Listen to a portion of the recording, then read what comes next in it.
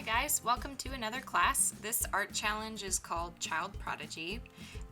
You're going to want a picture of either yourself as a baby or a child or someone else.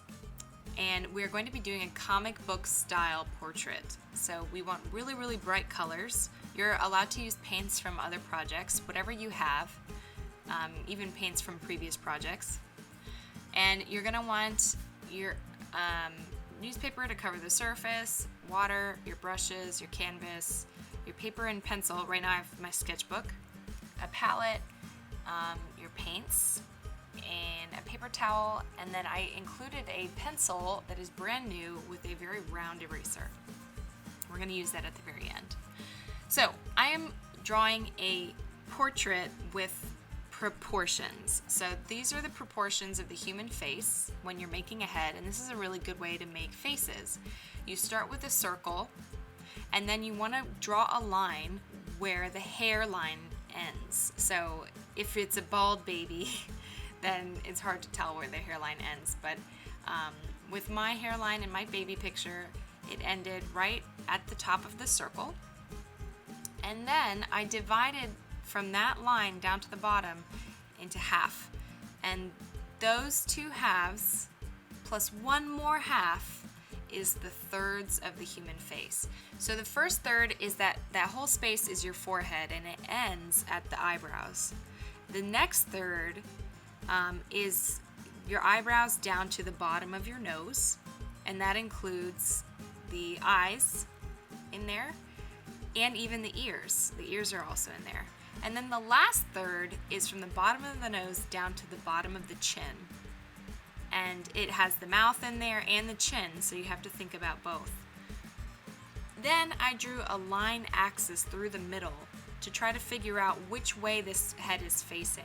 And so in my picture, my face, my baby face, is looking to the right. So I moved the axis over to the right of my circle so that I could make sure that I have all my eyes, my nose, and my lips to the right side.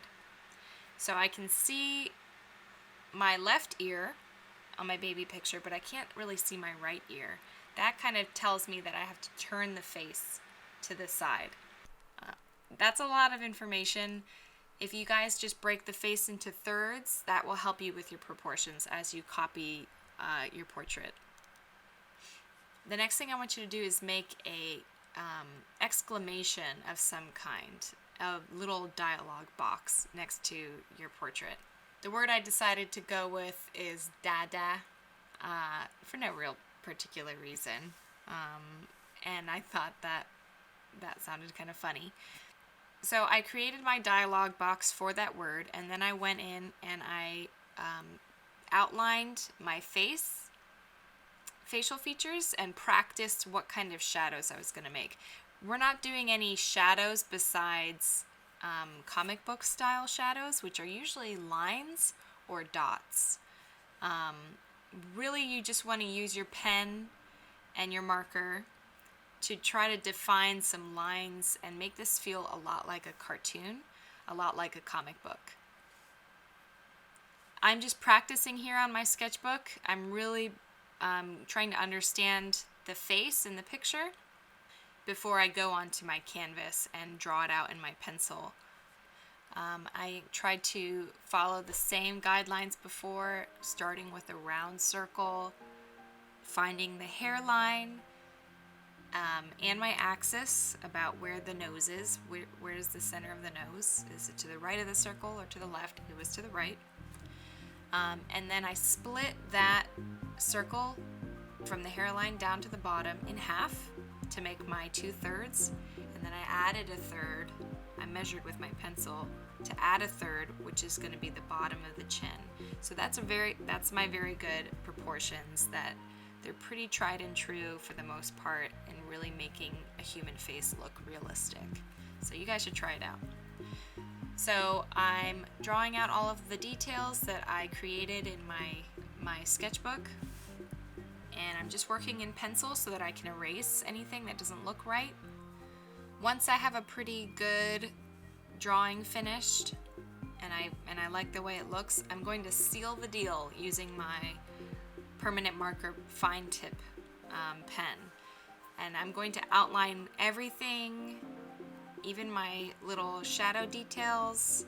I'm putting in all the details I can because once I start painting, I want to be able to see these lines if they get painted over. After all our paint is dry, we're going to come back in and redraw these lines once more to make it stand out and really look like a comic book. I used my thick marker tip, the bold marker tip, to fill in the eyes with black. And then I decided to just get started painting. One thing I recommend you guys do is take only the paint that you need, a little bit at a time, onto your palette. I always scoop out the paint from the container onto my palette because I don't want the whole bunch of paint to dry up. I want to keep this paint as long as I can. So I scoop out a little bit of paint onto my palette and then I can mix as needed. I didn't take out all the colors because I wasn't really sure which colors I was going to use yet. So I just focused on yellows and reds and pinks in the beginning because I knew that those were skin colors and colors that I was going to use. I decided to have a bold red background and I wanted to do that first. And then since I had red out, I created pink with white, and I also created a skin color using yellow and a little bit of my orange red, but it's mostly white. And then mixing all that together, I was able to fill in the skin, the nails, the bow. I even started to mix a hair color, adding some brown that I had left over into my yellow-pink mixture or yellow-red mixture. Trying to make kind of a light blonde brown color. So I filled all those in. After I got all those nice warm tones, I was thinking about what kind of colors will bring a lot of good contrast. And so I picked the complementary colors and I started doing lots of blues and greens, which are opposite of your reds and yellows and oranges. I picked teal to do for her shirt, for my baby shirt, instead of white, even though it was a little white outfit that I was wearing that day. I wanted to use something a little more bold, so I went with teal and I added white to it. And then I had some leftover lime green and I used that for my words for Dada. I also used blue to outline it to make it extra bold as well. So the colors are all complementary. They're really, really gonna pop because they're opposites. It's very tempting to leave the canvas white, like for the eyes, the white of the eyes and the white of my teeth in this picture. It's tempting to just leave it white, but I usually keep a rule of thumb to cover the whole canvas with paint. And so take a little bit of white, it doesn't take much time, and put some white paint in the white of the eyes and the white of the teeth if you have teeth showing, because it's actually a much brighter white than the canvas and it looks great. When you get finished painting your whole picture, all of the canvas covered in paint, this is a great time to clean up. Just take all of your brushes and your cup of water and really rinse your brushes out with clean water until they're totally clean. And then if you have a paper towel that you've been using for your brushes to dry your brush, you can use that paper towel to scoop out the paint, the excess paint that you can't save, and throw that in the trash. I also scooped up the paint that I could save and put it back into the containers for a future project. So after all of your stuff is cleaned up, we have a waiting period. We have to wait for the paint to dry, and it has to dry completely before we do the next step. If it's not dry all the way and we take out our permanent marker to try to do outlines, it is going to destroy the marker. The marker will dry up because of the paint and you can't use it anymore after that. So definitely double check, triple check, tap around on your picture to make sure that the whole thing is dry before you start to outline. When I was outlining, I did fine tip marker for pretty much everything. And then at the very end of outlining, I decided what to use my bold marker for. I used my bold marker to outline basically the silhouette of my baby self. I took the bold marker and I did around the shoulders and around the head, around the ear, and then the other shoulder and the hand. And then I also outlined the exclamation, the dialogue box. And it just makes it stand out. If I were to do the bold marker on everything, it doesn't have the same bold effect. So you kind of want to use it sparingly in order to create that really cool dynamic.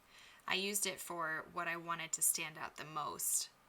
For my final touch on the painting, I wanted to do the comic book dots. And the reason why the dots are such a common motif in comic books is because the printing press that would be used for comic books, sometimes they couldn't make a certain color, and it was cheaper to put two colors next to each other like pointillism in order to mix them together. So if you wanted to make like a purple color, sometimes instead of making purple, they would have a blue background with red dots on top to try to make it semi look like purple.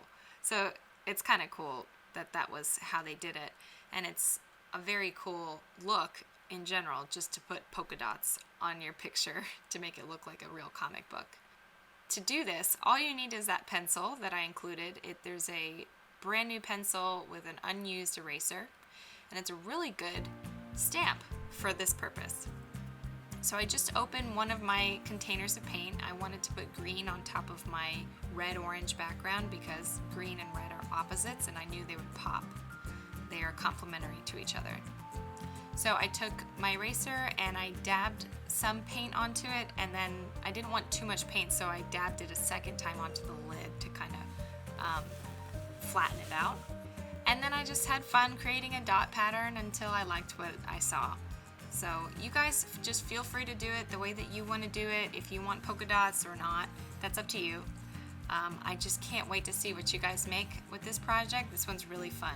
So I hope you had fun doing this project, and we'll see you next week.